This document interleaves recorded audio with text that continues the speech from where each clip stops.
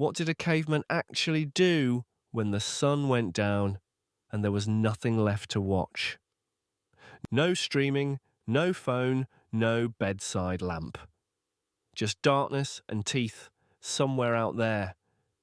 You would think early humans just closed their eyes and waited for morning like sad little switches. That is adorable and completely wrong. Night was not a pause button. Night was a whole second job. A job with predators, politics, and occasionally someone's terrible singing. So what actually happened after dark, before electricity ruined the mystery? Grab a blanket. We are going back into the dark. Way back. Like before bedtime was even a concept. Let's start with the obvious guess, because it is wrong in a fun way. Today, nighttime activity mostly means scrolling a glowing rectangle until 2 a.m. for no reason. We call it just checking one thing. It is never one thing. We feel guilty, we do it anyway, and the phone does not care. Ancient humans had a version of this too, just with more screaming and less Wi-Fi. Their glowing rectangle was fire. Their notifications were wolves. Same basic urge though. Gather around a light source and refuse to go to bed. Some things about being human never really update. Let's see what the original nightly routine actually looked like. The assumption, sun goes down, humans go unconscious, credits roll. The reality, sleep researchers think ancient humans slept less than modern humans, not more. Less sleep, with actual lions nearby. Make that make sense. Turns out, night was not shutdown time. It was stay alert, do stuff, survive time. There was cooking, repairing tools, telling stories, arguing, and occasionally a full group meeting. Basically an HOA meeting, but if you lost the vote, you got eaten. So the humans just slept theory is out.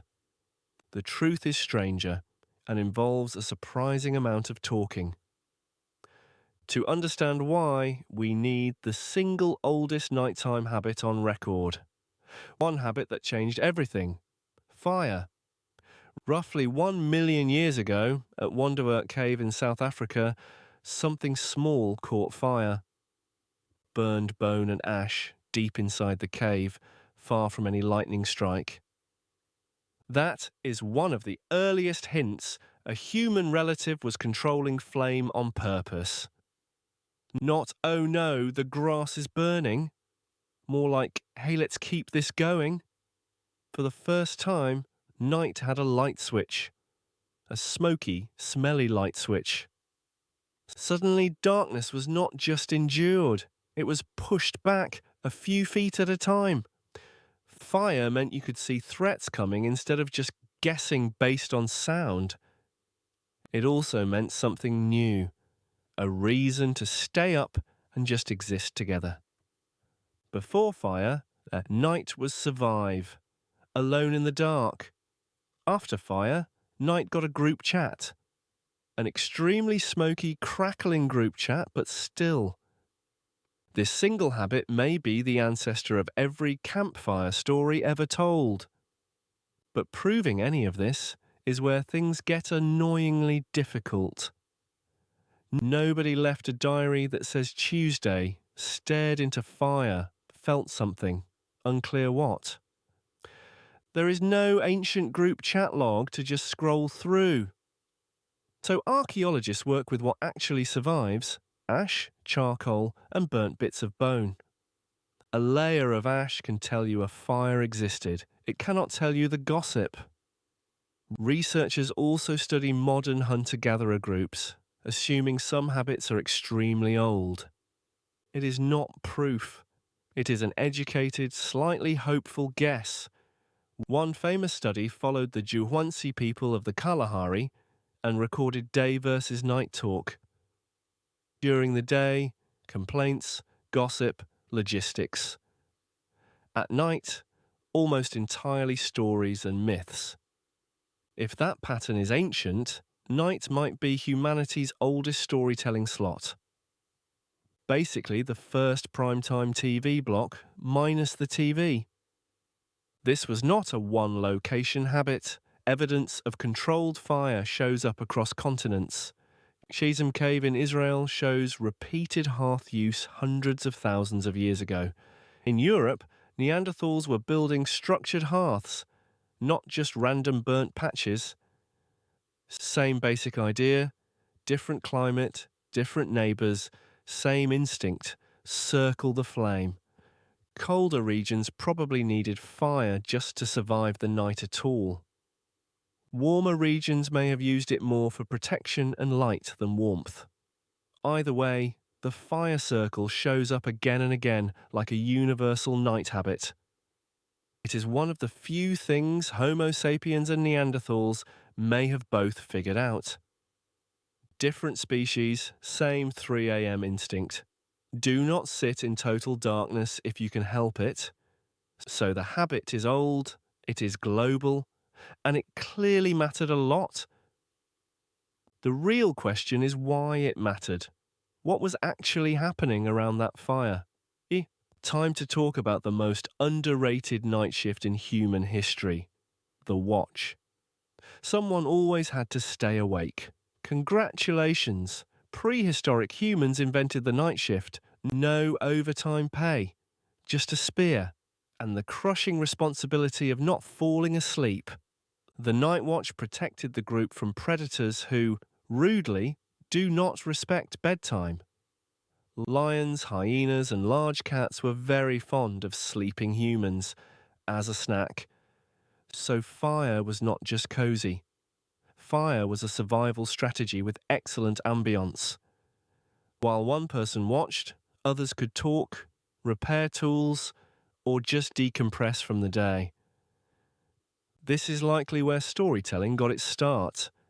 Same fire, same faces, night after night.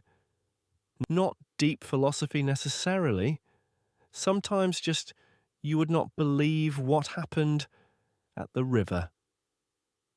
But over thousands of nights, casual gossip slowly becomes shared history. Shared history slowly becomes myth. Myth slowly becomes religion, culture, identity.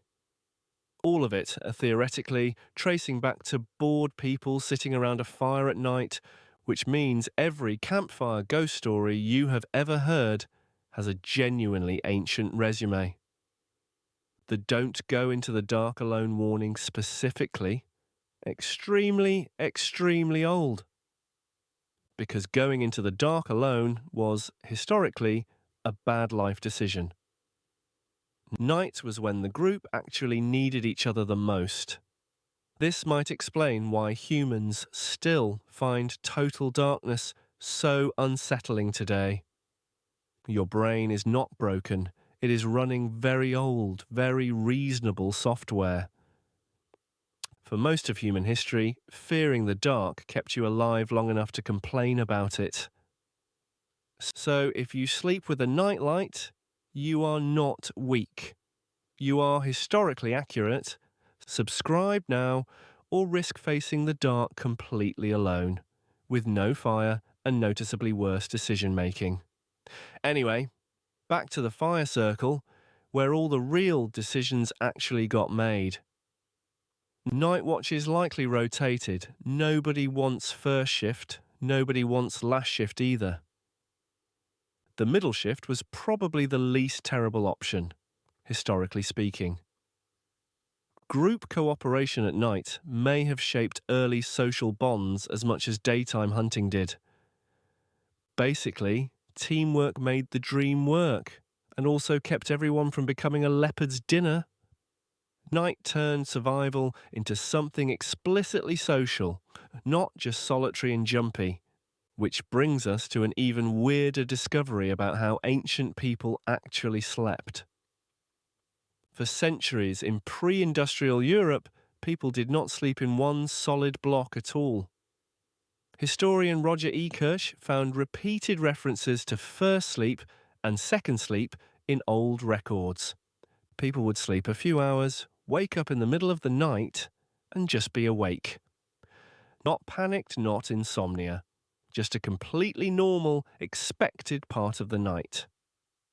This waking window usually lasted around an hour, sometimes longer. What did they do with it?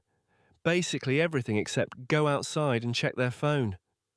Pray, chat with a bed partner, tend the fire, visit neighbours, or have sex.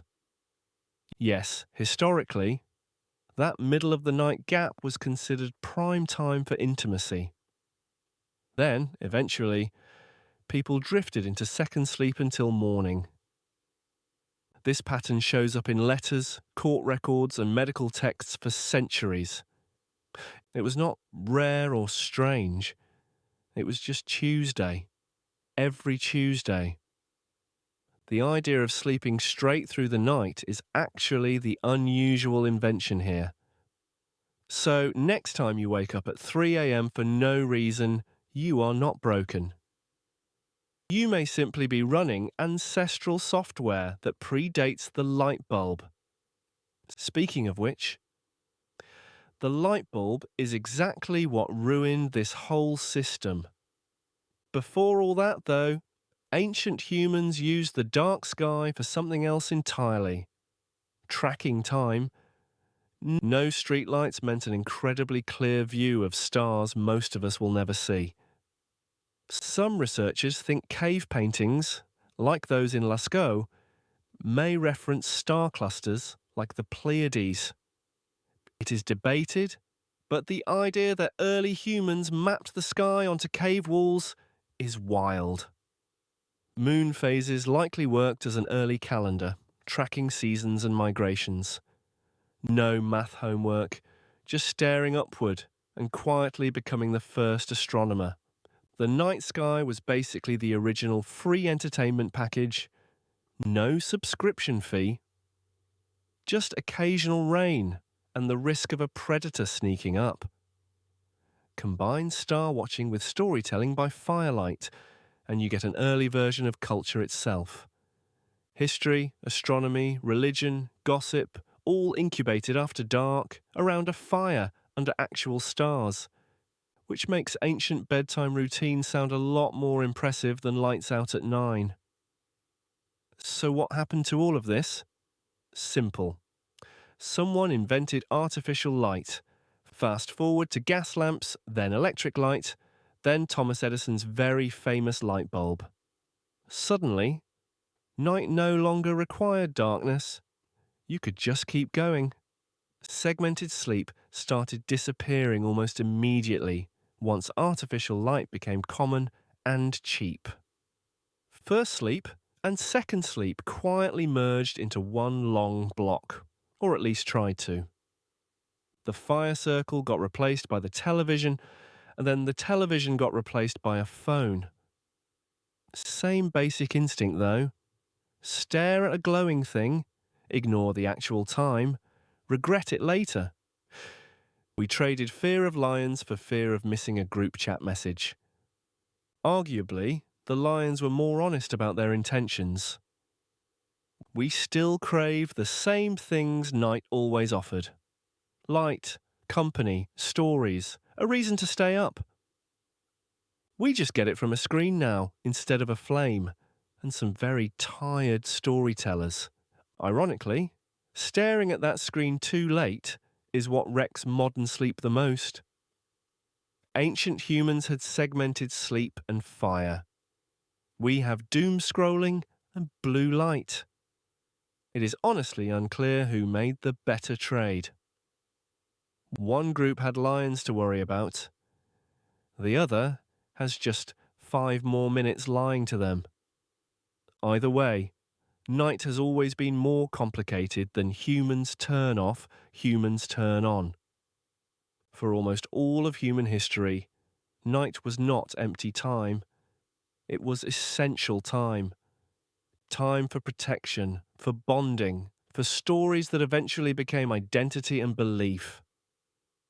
The fire our ancestors sat around did more than keep them warm. It kept them talking. And talking, it turns out, is how humans actually survive long term. Every ghost story, every myth, every don't go out there alone warning started somewhere like this. Started with people who were scared, awake, and unwilling to face the dark by themselves. Maybe that is the real through line. Humans have never been great at facing darkness alone. So we built fires, then lamps, then bulbs, then apps that glow suspiciously like fire. All to avoid one simple, ancient feeling, sitting alone in the dark with nothing but your thoughts. Different tools, same, very old, very human problem. And that is probably not going to change, no matter how many centuries pass.